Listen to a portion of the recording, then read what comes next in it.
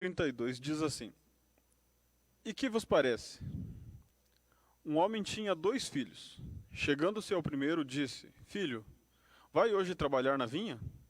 E ele respondeu: Sim, senhor. Porém, este não foi.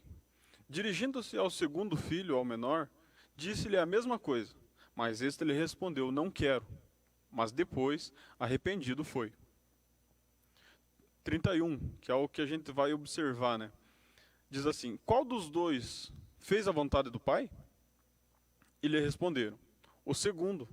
E declarou-lhe Jesus: Em verdade vos digo, que os publicanos e meretrizes vos precedem no reino de Deus.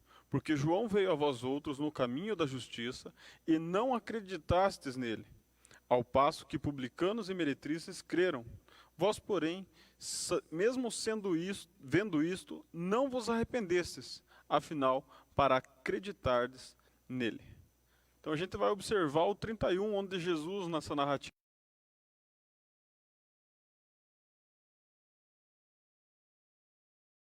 a fazer a vontade do Pai.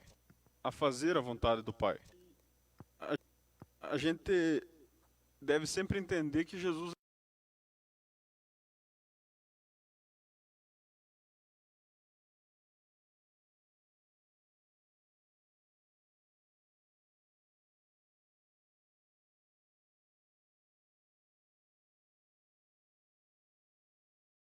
ele veio e cumpriu toda a vontade.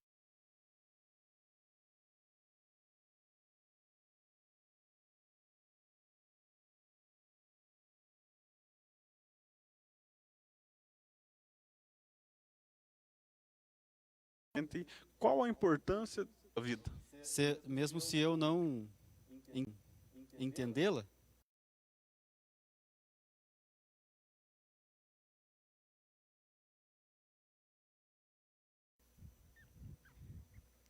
é,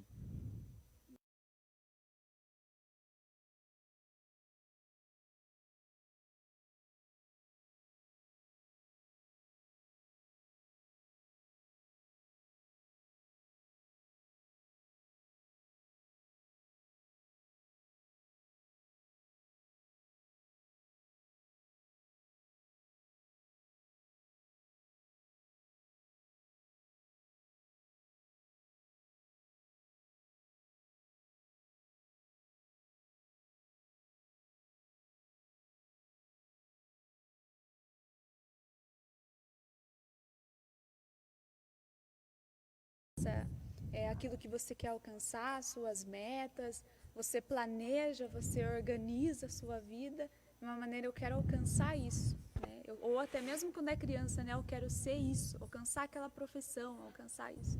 Mas nem sempre as nossas vontades é a vontade de Deus, né? Então, eu creio que a nossa humildade, né?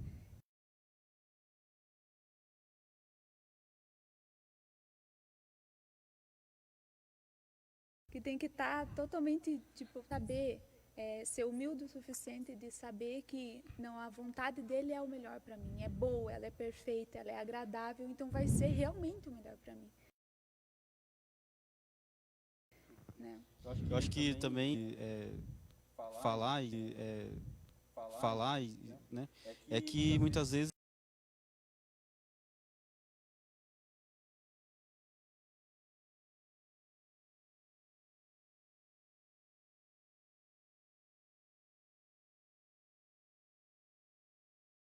é, falar é, falar, né, é que muitas vezes, né, porque, né, porque buscam, entendem, mas não fazem. Então a gente deve observar, então, segundo o que vocês dois falaram, que para compreender a vontade de Deus, ou pelo menos para chegar perto do entendimento, é necessário um relacionamento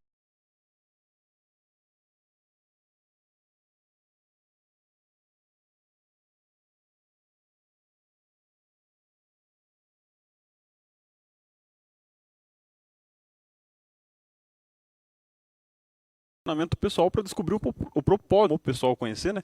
Ensina lá, né? Seja feita a tua vontade aqui na terra como é no céu. Mas o nosso confronto é o que você falou, né? Quando a nossa vontade não é a mesma de Deus e a nossa carnalidade, a nossa moralidade, o nosso mais alto, né? Do que a gente começa a compreender. Que aí entram os ensinamentos bíblicos, né? Pra gente aprender.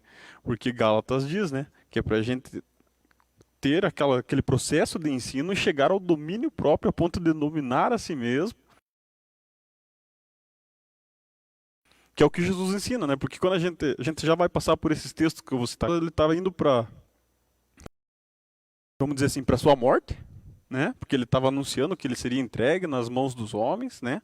E a Bíblia diz assim, lá no livro de Marcos, se não me engano, a gente já vai ver aqui, a Bíblia diz que os discípulos se maravilhavam dele. Por que será? Porque ele sabia da vontade de Deus para ele.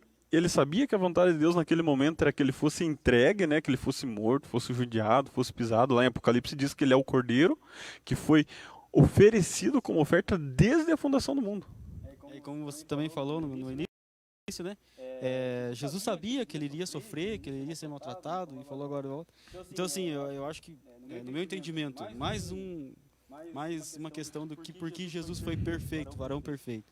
Porque sabendo da vontade, não desviou a vontade de Deus. Não, vou por aqui que é mais fácil. Não, ele aceitou que seria judiado, que seria deixado de lado, que seria morto, surrado. Então, ele aceitou essa vontade de Deus. Muitas vezes a gente busca a vontade de Deus para a nossa vida, mas a gente acha que é tudo no bem bom, né? Então a gente entende aqui, vamos pegar um resumo do que a gente conversou aqui agora, a gente entende que fazer a vontade de Deus é uma resposta pessoal, né? De cada um de nós,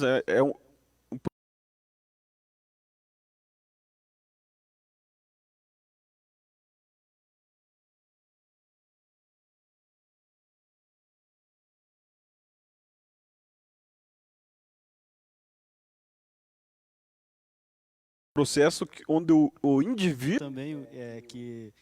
Também nenhum aluno ou nenhum seguidor é maior que seu mestre, se ele foi judiado, se ele foi xingado, se ele foi... Nossa, né? Pois é, até tem essa parte aí, que a gente não vai entrar, né, tocando nesse assunto que você mencionou, que é na sequência do livro de Mateus capítulo 21 que a gente leu lá, né, de quando a mulher de Zebedeu lá, né, mãe de Tiago e João, se não me engano, chega Jesus e fala, mestre, deixa que os meus filhos sentem um à tua direita, outro à tua esquerda, e Jesus pergunta a eles, porventura são dignos de beber do mesmo cálice? E eles saem e dizem que sim, eles são, né, estão preparados tudo, e Jesus fala, sim, do meu cálice vocês beberão, né? Mas sentar à direita ou à esquerda cabe àquele que me enviou decidir, né? Por quê? Porque Jesus veio e sempre esteve declarando, eu estou sujeito à vontade daquele que me enviou. Como que isso aconteceu? Lá em Atos, capítulo 2, só por questão de informação, né, para a gente saber como que já era tudo pré-determinado por Deus, Deus já sabia e sabe todas as coisas, né? Em Atos 2, capítulo 2, versículo 23, diz assim, sendo este, eles estão falando sobre Jesus, né? E eles dizem,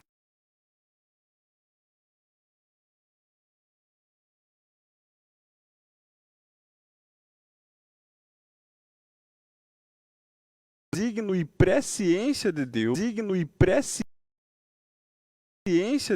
porquanto não era possível que ele fosse retido por ela. O que é presciência? É saber antes do ocorrido, do acontecido, né?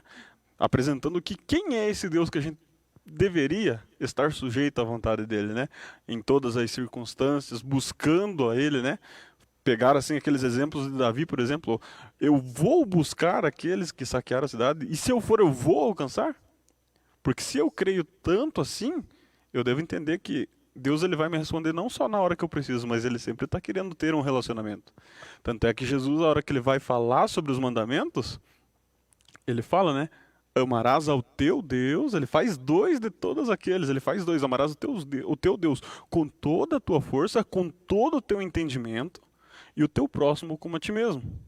E quando eu estava fazendo o estudo, eu entendi alguma coisa assim, ó, que a primeira vontade de Deus é termos um relacionamento íntimo e amoroso com Ele.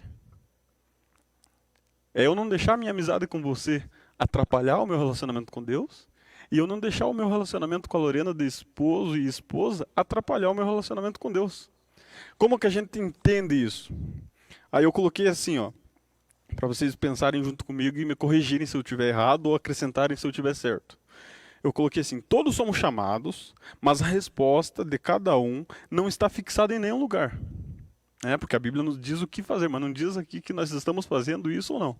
É a gente que olha, lê, tira um aprendizado, né, e começa a desenvolver aquilo. O que que é a sabedoria? É quando eu já não preciso mais ser chamado a atenção, já virou um hábito meu viver aquilo ali. Por isso que a Bíblia diz: tornai-vos praticantes da palavra. E o capítulo depois, o capítulo antes disso vai dizer: quem tem sede de sabedoria, peça a Deus, e Ele vos dará deliberadamente. Porém, peça com fé e não duvidando. Então a gente começa a ver Deus agir. O que que acontece? Então, se ela não está fixada em nenhum lugar, ela não está escrita em nenhum lugar, senão no coração de Deus, né, que nós façamos a vontade dele, a esperança dele é que nós realizemos ela. Por isso que o Salmo 139:16, Davi menciona: todos os meus dias foram escritos ainda que nenhum dos meus ossos ainda estavam formados no ventre da minha mãe. Então, ali naquele livro que Davi menciona, a vontade de Deus para a vida de Davi já estava toda escrita. E daí a gente pensa: então tem um para mim também. Eu tenho vivido de acordo com o que está escrito lá? Ou eu tenho buscado viver de acordo com o que está escrito lá?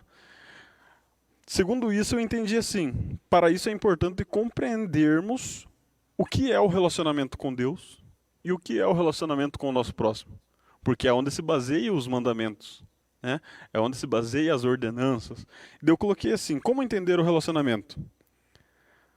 Aí eu pensei agora que eu preciso da ajuda de vocês. Como é uma escola, a gente precisa crescer juntos. Se eu tiver errado, vocês me corrigem. Se eu tiver certo, vocês acrescentam.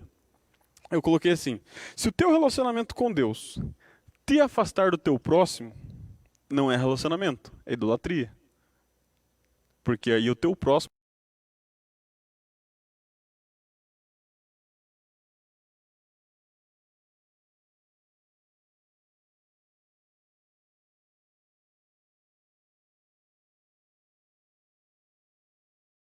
a Bíblia diz: amarás o teu Deus. A Bíblia diz: amarás o teu Deus. Da excelência, né? Adão tinha um relacionamento pleno com Deus, né? Depois, né, Eva, né? E se a gente observar, ele tinha algo maravilhoso, né? Que tanto o relacionamento dele com a sua esposa, né, que eles viviam juntos, quanto com Deus, né? E na palavra fala a respeito disso, né? Mas quando ele deu ouvidos, digamos assim, tem um relacionamento com sua esposa e deu ouvido ao lado ruim das suas palavras doces, vamos dizer assim, caiu em pecado. Ambos caíram em pecado, né? Então,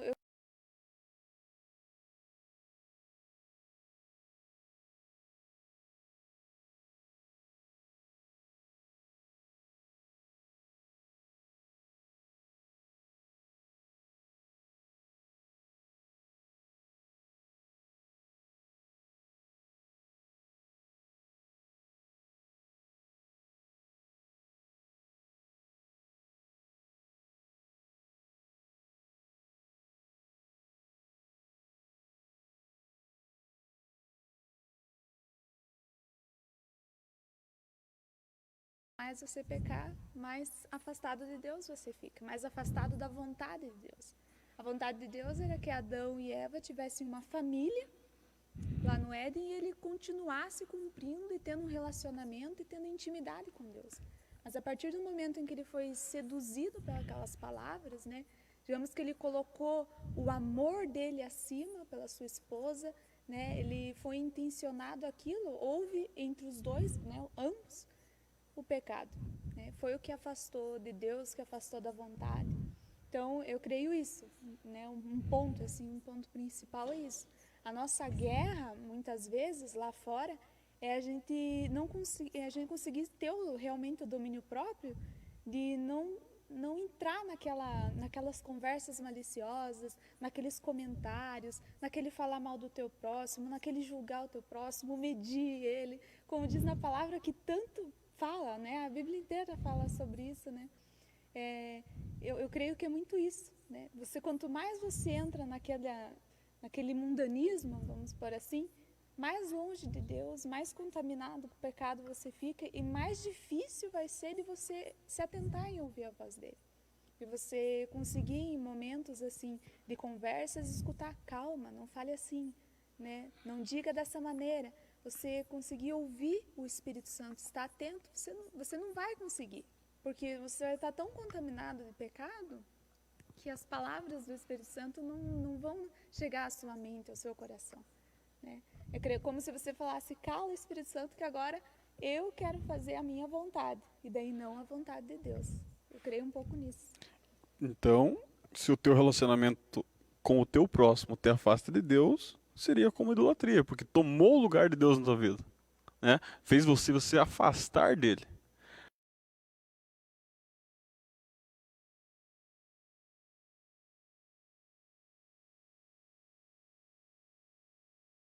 Mas, então, versículo 8 diz assim: Não tem vergonhas, portanto, do testemunho do nosso Senhor, e nem do seu encarcerado. No caso, está falando dele mesmo aqui, o apóstolo Paulo, né? Está falando de Jesus Cristo, nosso Senhor, e do seu encarcerado, o apóstolo Paulo.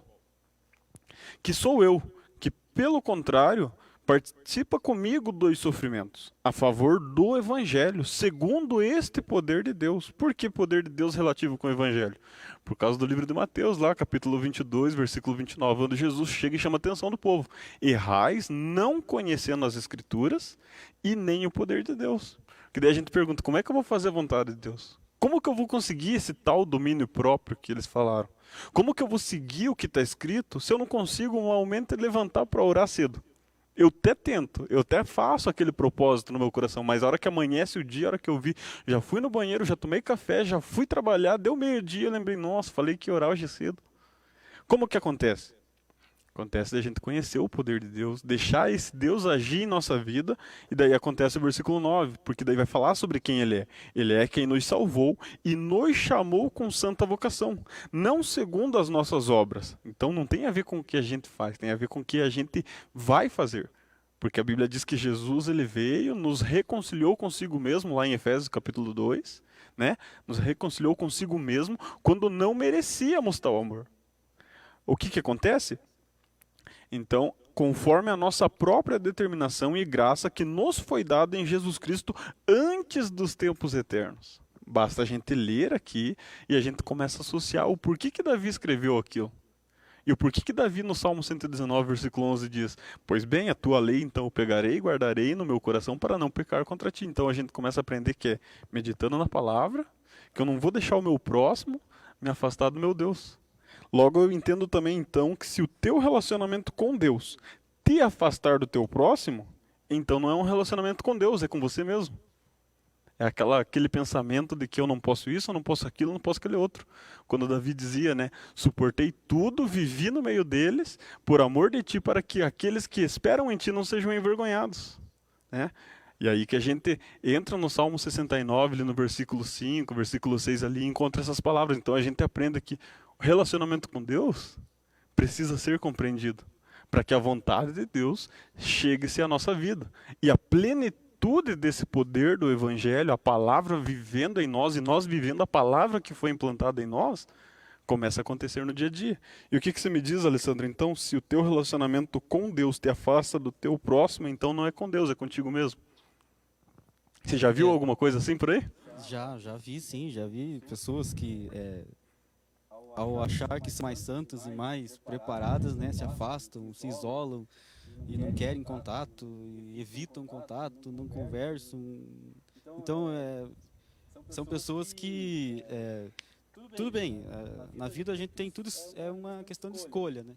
A gente escolhe servir a Deus ou a gente escolhe a não servir a Deus. Estou falando aqui pela Bíblia, né? São dois caminhos, ou sim ou não.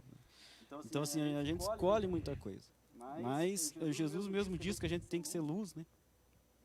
A gente se relaciona com pessoas, afinal de contas a gente não vive isolado, né, do mundo, né? Como dizia uma professora de escola bíblica, a gente não vive numa bolha, né? Então, a gente se expõe, mas a questão quando a gente começa um relacionamento é porque antes houve um conhecimento, né?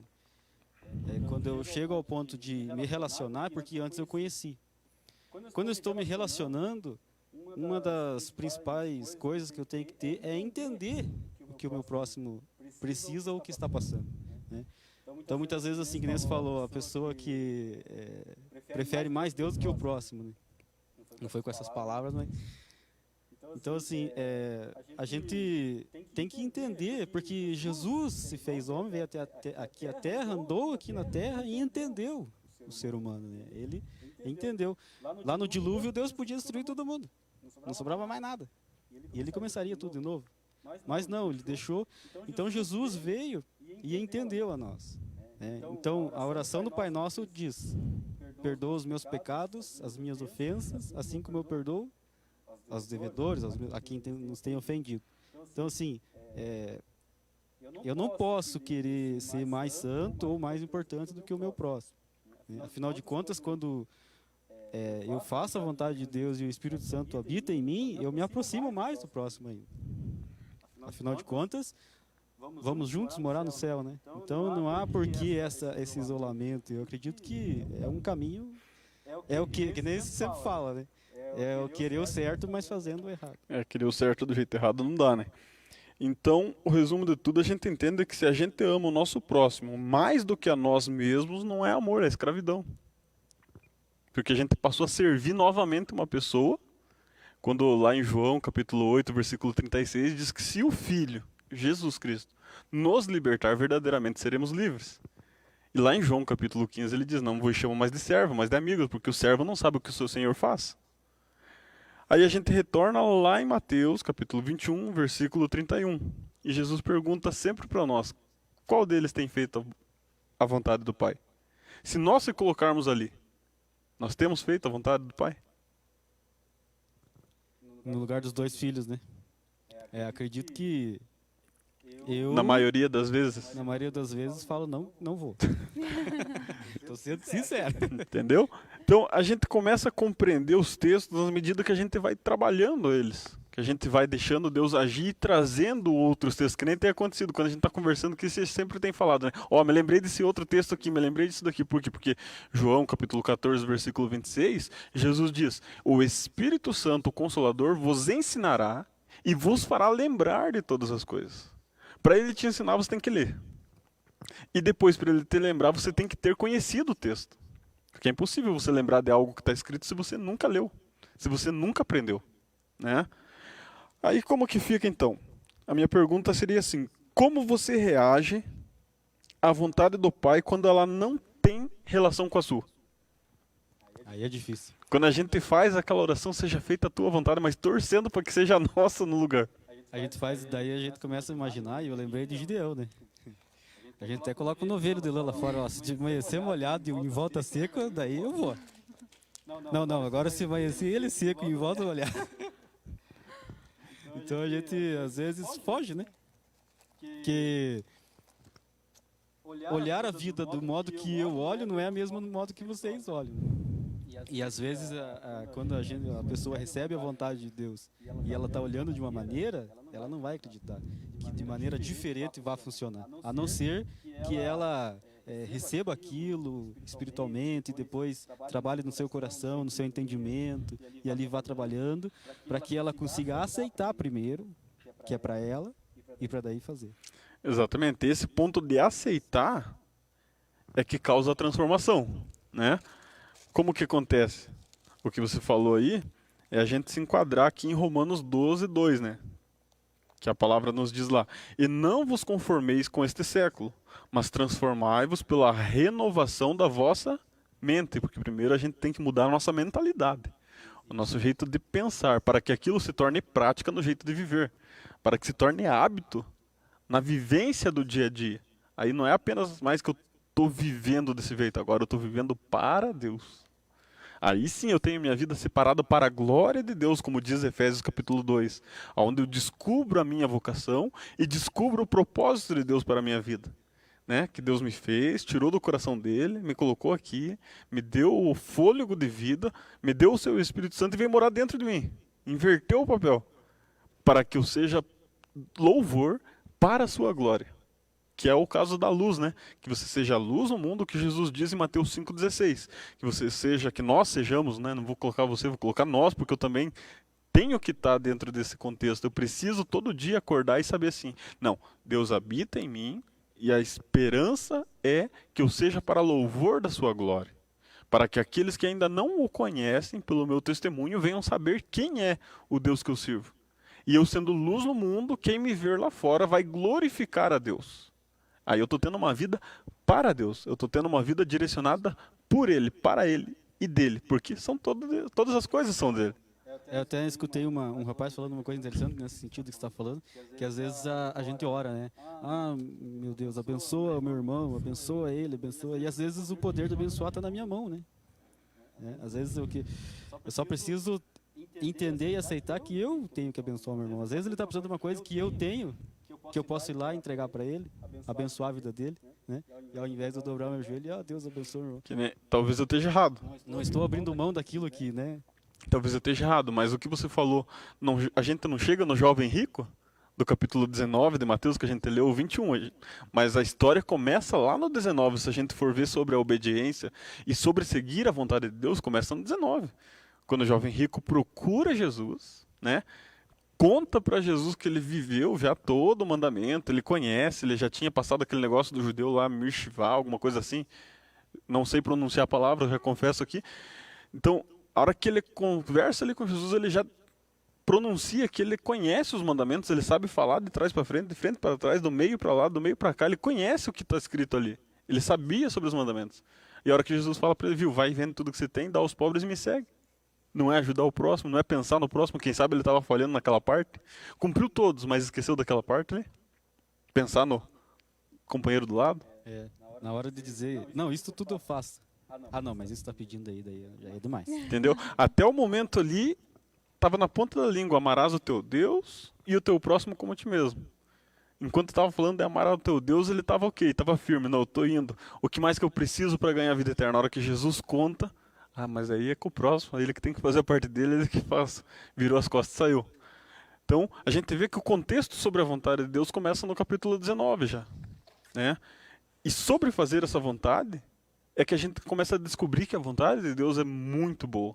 É muito melhor, né? Daí o final do versículo de Romanos 12, versículo 2 ali, diz que depois de transformado a nossa mente pela renovação, nós experimentaremos a boa, agradável e perfeita vontade de Deus. Porque o versículo ele é: não vos conformeis com este século, mas transformai-vos pela renovação da vossa mente, para que experimenteis qual seja a boa, perfeita e agradável. Então é só depois da tua mente, da minha mente, da mente da Lorena, for transformada pela renovação, para que a gente não se conforme com este século como está agora, que daqui a pouco a gente vai falar um versículo lá que menciona sobre como está esse século. É para a gente não se conformar. O que a gente vai fazer? Vai mudar a história? Não, a gente tem um outro método, porque Jesus ensinou que a nossa luta não é contra a carne e nem contra o sangue. Então a gente tem que descobrir como fazer essa luta acontecer e como fazer ela vencer. Porque Jesus disse, eu venci o mundo. E se nós começarmos a seguir ele... Igual na palavra fala, né, que o temor do Senhor é o princípio da sabedoria. Né, e temor é respeito. Né? Então você respeitar a Deus... é você conhecer a Ele de maneira que você queira viver a vontade dEle. Né? Igual a nossa luta diária, né, não é contra a carne nem contra o sangue, né, que eu falo. Realmente a gente vive mais no mundo espiritual, né, do que carnal. Né? A nossa luta é muito mais além. Né? E é muito mais difícil você lutar uma coisa que você não vê, igual o coronavírus, né? Você lutar contra algo invisível é muito mais difícil, né? Você não consegue enxergar aquilo, você não sabe aonde está, né? Então, é muito mais difícil, né? Então, você ainda que não conhece ainda, né, o Deus que nós estamos falando, né, você pode ter uma ideia do que seria isso, né? Com essa situação que a gente está vivendo, né? Porque no dia a dia há empecilhos, há impasses, né?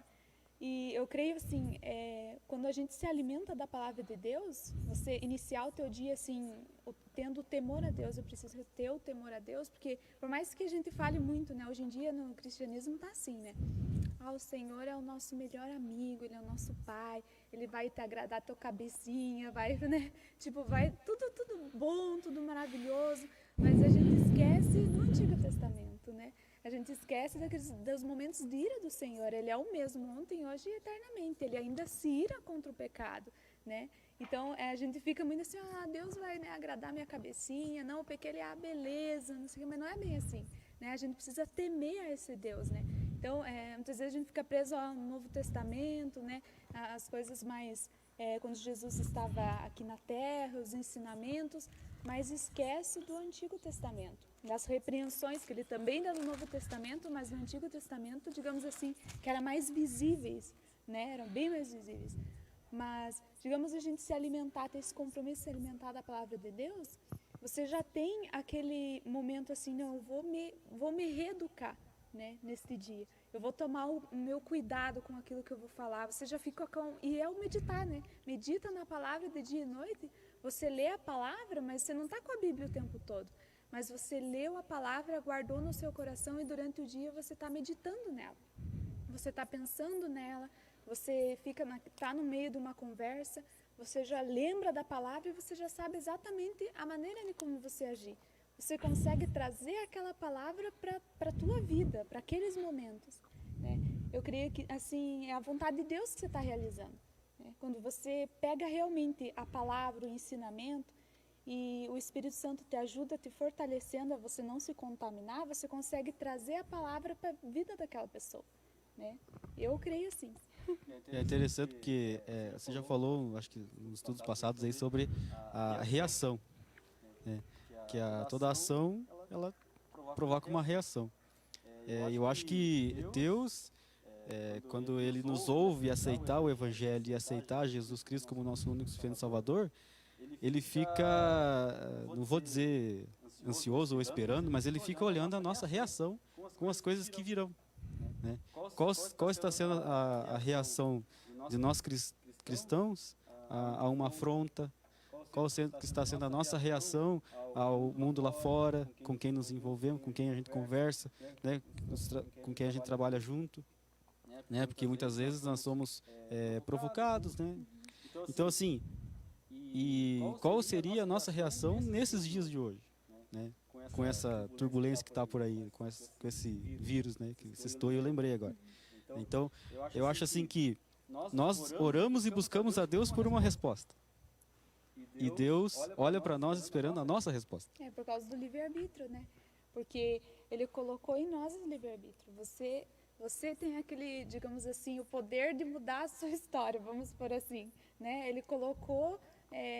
Ele traçou assim o sonho, vamos pôr assim, né? Vamos colocar a nossa linguagem. Ele sonhou uma vida para você, né? Ele sonhou, que desejou algo especial para a tua vida, né? Dentro da palavra dele, dentro dos caminhos dele, né? Eu creio assim.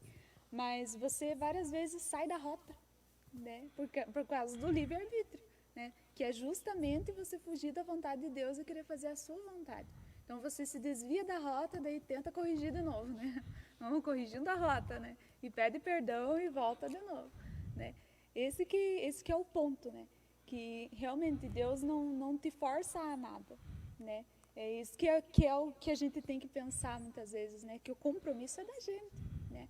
Por que Deus? Por que Deus? Deus está no mesmo lugar, Ele está sempre fazendo, né? Realizando a obra dEle sempre, todos os dias, envia anjos, né, ao nosso favor, como diz na palavra, né, para guardar os que o temem, mas o desejo, a vontade de estar perto dele, o compromisso com ele vem da gente, né? É a gente que tem que se cobrar com isso, né? É essa resposta que a gente tem que dar, né?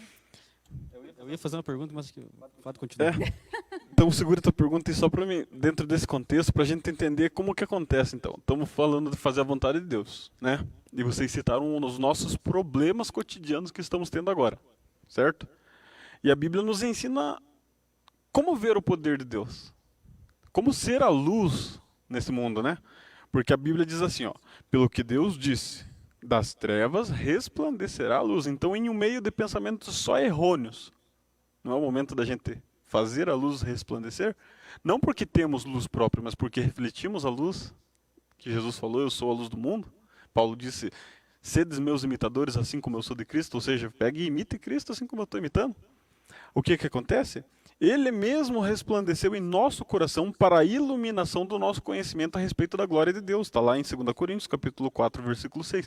Mas por que a gente entende isso só no estudo, a gente não entende quando está lendo lá na casa, ou quando a gente vai fazer aquelas buscas rápidas lá na Bíblia, no celular, ali, vou ler uma palavrinha, daí ler um texto complicado, fecha, desliga tudo, e acho melhor ler mais tarde, com tempo para meditar, e acaba que a tarde chega, tem outra coisa para fazer, e Leitura ficou. da Bíblia Sagrada. Acabou, passou. O que acontece?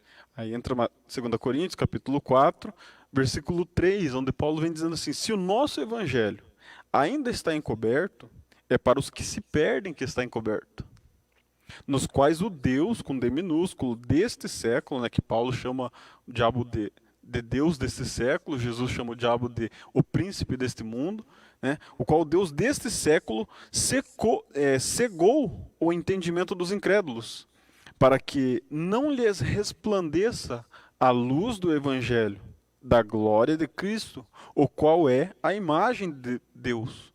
Como que acontece? É quando acontecem as tribulações do dia a dia, né? Aí entra o versículo 8 de 2 Coríntios 4, que diz assim, temos, porém, este tesouro, qual tesouro? O conhecimento do Deus vivo, do Deus verdadeiro, em vasos de barro, como nós, como a visão de Jeremias, né?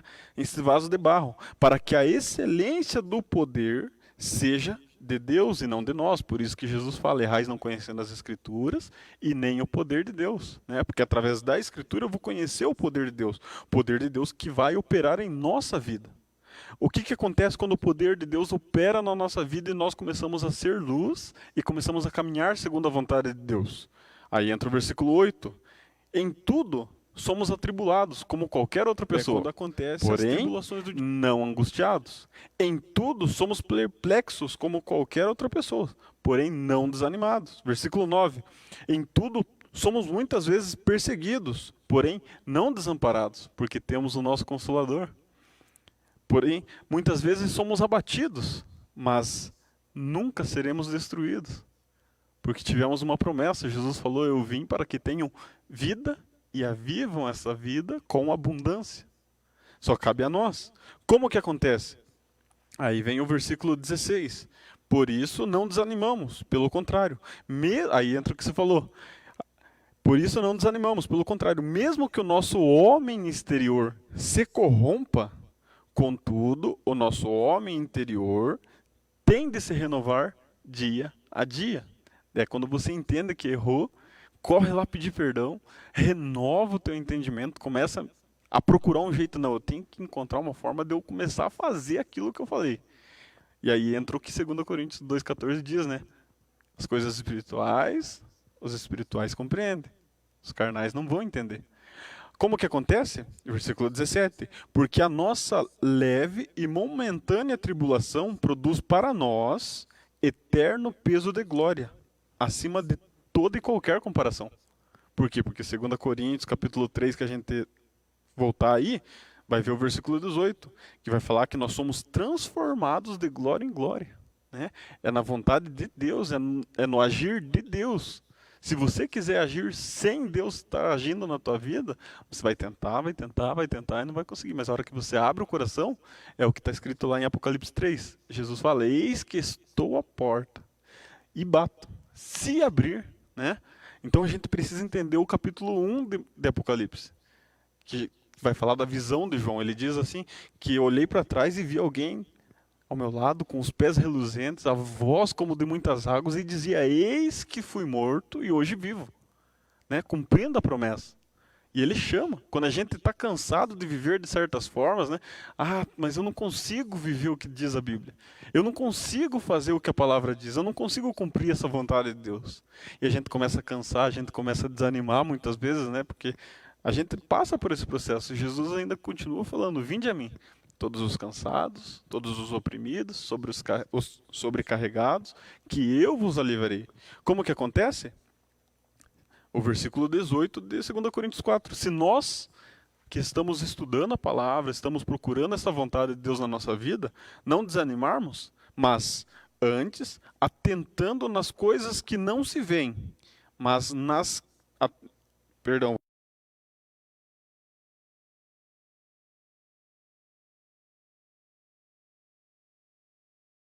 Vou voltar aqui. Não atentando nas coisas que se veem, mas... Porque o que a Bíblia nos diz lá em Hebreus capítulo 10, no versículo 35, se eu não me engano, diz que em breve tempo, em um pouquinho de tempo, ele virá. E quando vir, achará fé na terra? O livro de Hebreus, capítulo 11, versículo 6, já começa dizendo assim: é necessário que aquele que se aproxima de Deus antes creia que ele existe. Né?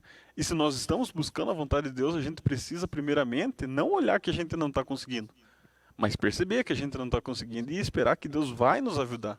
Né? Porque é Deus quem faz a obra, é o Espírito Santo quem nos capacita, quem nos orienta, quem nos conduz, quem nos convence primeiramente, né? Porque a gente já percebeu aqui no estudo que primeiro é necessário acontecer um arrependimento para a obra de Deus começar a agir na nossa vida. E aí a gente começa a pegar essas coisas. Qual que seria a tua pergunta? Antes de Na nós verdade, entrar no outro assunto aqui. É que era no assunto que nós estava, que a Lorena comentou ali, né? Na questão do livre-arbítrio que você comentou, né? Eu ia perguntar assim, e essa é uma pergunta mesmo, que eu não saberia responder. Depois que eu aceito Jesus, depois que eu aceito o Evangelho, a questão do livre-arbítrio continua para mim? Tipo assim, eu posso escolher ainda? Sim. Né? O livre-arbítrio é para todos, né? Não tem exceção nenhuma. Porque daí eu cheguei ao conhecimento, aceitei Jesus, eu conheci Jesus, eu entendo essa palavra, né? E essa questão do livre-arbítrio, Só que você ainda possui escolhas, né? Por mais que você aceite o Senhor Jesus como único e suficiente Salvador, na sua vida você ainda precisará ter e fazer escolhas. Então, as suas escolhas é seu livre-arbítrio. Você querer aceitar aquilo ou não, você querer ir para um caminho ou não. Então, vai continuar o livre-arbítrio e as consequências dele também, né? Independente. Então era isso, não tinha nada a ver. Não, toda pergunta é importante, né? Porque vamos dizer assim, ó, se a gente pegasse, só por questão de curiosidade, né? Atos 26, 28. Quando Paulo está pregando lá, a gente saiu totalmente do contexto, né? Mas o que importa é a gente estudar a Bíblia. A gente vai continuar falando da vontade de Deus. A gente pegar lá Paulo pregando para o rei Agripa, né? No 28, o rei Agripa lhe pergunta assim: então Agripa se dirigiu a Paulo e disse: por pouco me persuadistes a me fazer cristão. E Paulo já de cara respondeu, porque em Colossenses capítulo 3 diz: aproveitai todas as oportunidades. Então logo de cara, Agripa terminou de falar, Paulo respondeu: assim Deus permitisse que por pouco ou por muito pouco, não apenas tu, rei, mas toda a tua casa e todos os que me ouvem se tornassem tais qual eu sou. Daí, toda pergunta é ótima, né? O rei Agripa foi tentar desvirtuar o assunto ali, né? Se a gente for ler todo o texto ali, a gente vê que ele foi o que deu ouvido, mas ele tentou. E Paulo pegou aquela oportunidade, agarrou com uma mão e segurou com a outra em cima para não escapar e soltou a palavra. Então a gente precisa sempre buscar os exemplos e viver a vontade de Deus. Mas sempre teremos escolhas, né? Nesse ponto aí, olha que interessante você falando isso. Inicialmente, Deus já tinha colocado o propósito dele na vida de... Não fugiu o nome. Do rei Agripa? Não, Do na Paulo? vida de Paulo. Já tinha traçado. Lá no início, ele já tinha colocado para Ananias que Paulo ele iria tanto a ricos quanto a pobres, tanto quanto a reis, né? Iria levar palavras a todos os povos, todas as classes sociais. Então veja que isso é um propósito de Deus para a vida de Paulo. Mas observe, a gente pensaria assim, eu vou levar a palavra para reis, né? Você já pensa assim, uma coisa boa, aquele momento gracioso, você está na presença de um rei, você está sentado à mesa, falando da palavra, mas olha a maneira com que ele foi se achegar até um rei. Ele precisou ser preso, precisou ser maltratado, ficar esquecido na cadeia para se apresentar a um rei. Então, observem, a vontade plena de Deus é que ele chegasse a todas as classes sociais, né? Mas a maneira com que ele se achegou talvez não seja a vontade dele. Ou, nossa, quem que queria ficar preso para ter que falar para um rei, para ter um modo de se achegar mais perto de um rei? Então, foi necessário, né? Então, realmente, a gente vê na vida de Paulo, né? E eu gosto muito, né, de ler sobre Paulo, é a maneira com que ele deixa, né, do seu próprio eu, dos seus próprios desejos totalmente de lado para viver a vontade de Deus que era semear o evangelho a todo ou qualquer custo, até mesmo da sua própria vida, que é morrer para mim é lucro, né? Então é uma coisa assim que realmente é algo muito pleno, né, o que ele viveu. E a gente fica assim, eu tô perto disso, né?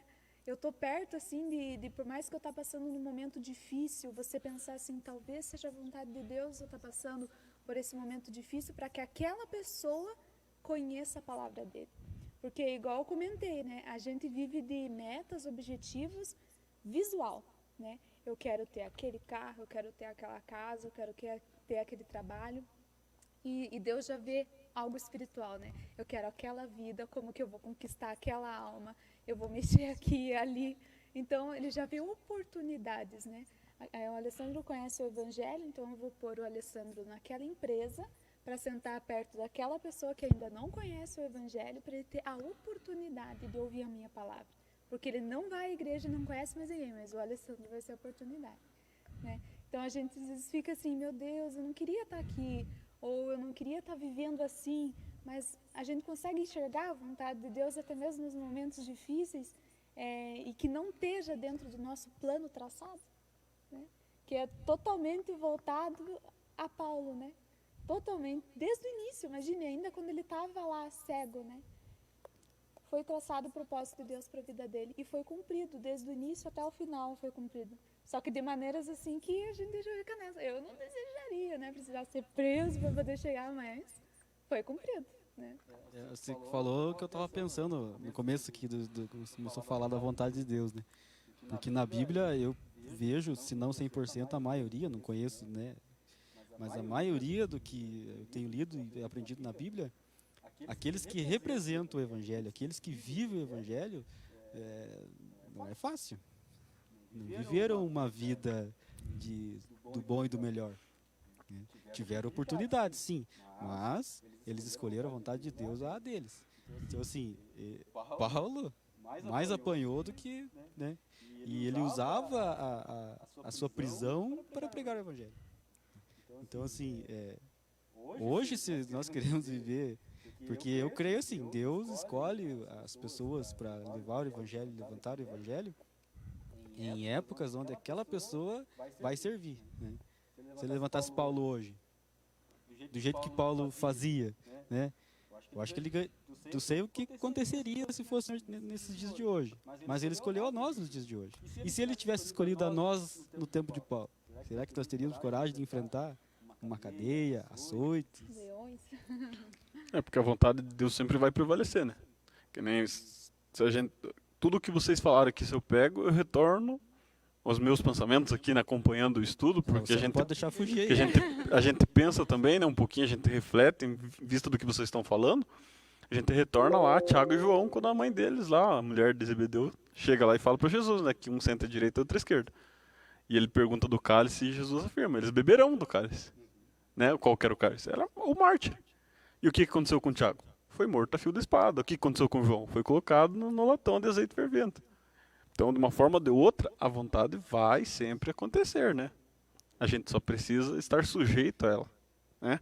Vamos, agora, para a gente retornar pro assunto, vamos ver um episódio da vida de Jesus onde ele vai para a vontade de Deus, que foi o que eu citei no início lá. Então, eu vou pedir que você leia João 10:18, que a Lorena leia Mateus 20, do 18 ao 19, e eu vou ler Marcos, do 10 ao 32, que é o mesmo contexto. Esse texto de João 10:18 eu gosto. Então, a gente... Aqueles que era bom ler esse aqui para aqueles que tentaram contra Jesus. Então, a gente vai ler esses versículos, não vamos entrar no contexto dos versículos, né, de cada capítulo, de cada livro, mas a gente vai pegar esses textos que a gente destacou para falar da vontade de Deus, né? Então, a Lorena, quem que vai começar? O João 10:18. Ninguém tira a minha vida de mim, mas eu a dou por minha própria vontade. Tenho o direito de dá-la e de tornar a recebê-la, pois foi isso que meu Pai me mandou fazer. Então, aí a gente retorna lá ao Atos, capítulo 2, versículo 23, que eu li aquela hora, né? Que diz assim, só para a gente remembrar o texto aqui. Diz lá, sendo este entregue pelo determinado desígnio e presciência de Deus. Então Deus sabia o que ia acontecer, por isso ele afirma, né? Tem o poder de tomá-la e de tirá-la, porque ao terceiro dia ele ressuscitou. O versículo 24, ao quem, porém, Deus ressuscitou rompendo os grilhões da morte, porquanto não era possível que ele fosse retido por esses grilhões. Né? Então aí Jesus determina, né, que eu tenho o poder para dá-la e para tirá-la, ninguém toma. Né? E o que acontece? Em Mateus 20, do versículo 18 ao 19, Estamos subindo para Jerusalém, e o Filho do Homem será entregue aos chefes dos sacerdotes e aos mestres da lei. Eles o condenarão à morte, e os entregarão aos gentios para que zombem dele, o açoitem e o crucifiquem. No terceiro dia ele ressuscitará. então aqui em João, ele está anunciando que ele tem poder para dá-la e para tomá-la. Aqui em Mateus ele está anunciando que ele vai ser entregue, que ele vai passar por isso, isso e isso e isso. Né? E aqui no 32 de Marcos 10, é o anúncio com detalhe diferente, que vai falar que os discípulos se maravilhavam por ele estar fazendo a vontade de Deus. Baseado em Atos 2:23, sabendo que ele viria para a sua própria morte por todos aqueles que crescem nele, baseado em João, capítulo 1, versículo 12, que ele veio para o seu não quis, e todo aquele que o quiser recebe o direito de ser filho de Deus. E aí, retornando para Mateus, que ele anuncia a sua morte, né, ele prediz o que aconteceria com ele, a gente chega em Marcos, capítulo 10, versículo 32, dizendo quase o mesmo texto, mas fala assim, estavam de caminho, subindo para Jerusalém. E Jesus ia adiante dos discípulos, ele ia na frente. Então quer dizer que os discípulos ficaram comentando atrás. O que eles ficaram comentando? Aí a Bíblia não informa, mas ela diz assim, estes se admiravam e seguiam tomados de apreensões. Pasmados, como que pode saber que a vontade é essa, né? A vontade de Deus seria essa, e ele vai de peito aberto ao encontro disso. Porque Jesus ia na frente, adiante dos discípulos, e eles iam atrás admirados e tomados de apreensões. E Jesus, tornando a levar à parte os discípulos, ele retirou os discípulos à parte da multidão, porque se ler o contexto ali você vai ver que tinha mais gente. Tirando os discípulos à parte, passou a revelar-lhes outras coisas que deveria acontecer, dizendo, eis que subimos para Jerusalém, e o Filho do Homem será entregue aos principais sacerdotes e aos escribas, e condená-lo-ão à morte, e o entregarão aos gentios, e hão de escarnecê-lo, cuspir nele, açoitá-lo e matá-lo. Mas ao terceiro dia ressuscitará. Então a gente viu que Jesus foi, sabendo da vontade, descobriu a vontade, fez a vontade, né? Só que antes a gente passa por aquele processo que ele ora, né? Pai, afasta de mim esse cálice, que eu não bebo este cálice. A gente vê que ele repete essa oração por 3 vezes em Mateus 27, né? Ele faz essa petição por 3 vezes seguida, ainda o terceiro versículo que vai fazer menção disso, diz assim, é Jesus repetindo as mesmas palavras, né? Mas qual a ideia então da gente... Que horas são? Nosso horário? Deu. Aí, ó. Você ia falar? Então, para a gente entender como funciona a vontade de Deus, é só a gente se basear na parte final ali. Se deixa aberto para mim em Filipenses, capítulo 2, do versículo 13 ao 16. E você abre para mim em 2 Coríntios 3:18. Então, para a gente entender isso a respeito da vontade de Deus e como que o povo faz, porque geralmente se repete, né, a história, né? Que nem esses dias eu escutei falando aí que isso aí aconteceu porque Deus deixou acontecer, porque Deus não liga para o povo, porque isso, porque aquilo. Aquela coisa de você respirar e aspirar de novo. Então, a gente pega o exemplo do cativeiro da Babilônia, né? O que aconteceu? O povo foi exilado, não entendeu a vontade de Deus, porque para eles não era boa, né? Se a gente for ler o contexto lá, a gente vai ver eles reclamando também. Mas o que Deus queria? Queria purificar eles e restaurar eles ao objetivo de novo, né? Por exemplo, restaurar como assim? Só chegar em João capítulo 2, você vai ver vai ver o texto comentando sobre o zelo de Jesus a respeito da casa do Pai. O zelo me consumiu, e aí já vai começar o contexto ali que ele pega o chicote, né? que é o azorrague, que a Bíblia diz, né? E levanta as mesas. Ele não pegou o chicote para levantar as mesas, ele levantou no braço, se a gente for ver o texto, né? Ele pegou o chicote por um outro motivo. Então, Deus queria purificar e restaurar o povo. Esta era a vontade de Deus se cumprindo. E então, um pensa isso, o outro pensa aquilo, que nem os dias de hoje, né? Cada um com o seu pensamento, a sua forma de pensar, os seus planos, né? Começa a questionar e refletir e pensar, e aí Jeremias, que fala sobre o cativeiro babilônico, né? Fala sobre o exílio deles. Jeremias 29:11 parece que vem bem na hora que eles estão pensando, né? A Bíblia diz assim, que Deus fala: eu é que sei que pensamento tenho a respeito de vós, pensamento de bem e não de mal. E daí a gente fica pensando, será que a vontade de Deus é tão boa mesmo ou não? Que a gente vê no dia a dia se repetindo basicamente quase a mesma história. Muitos exilados no seu próprio eu, nos seus próprios pensamentos, nos seus próprios planos, nas suas próprias metas, sem objetivo de êxito, né? Sem ter uma alegria final de ter alcançado aquilo.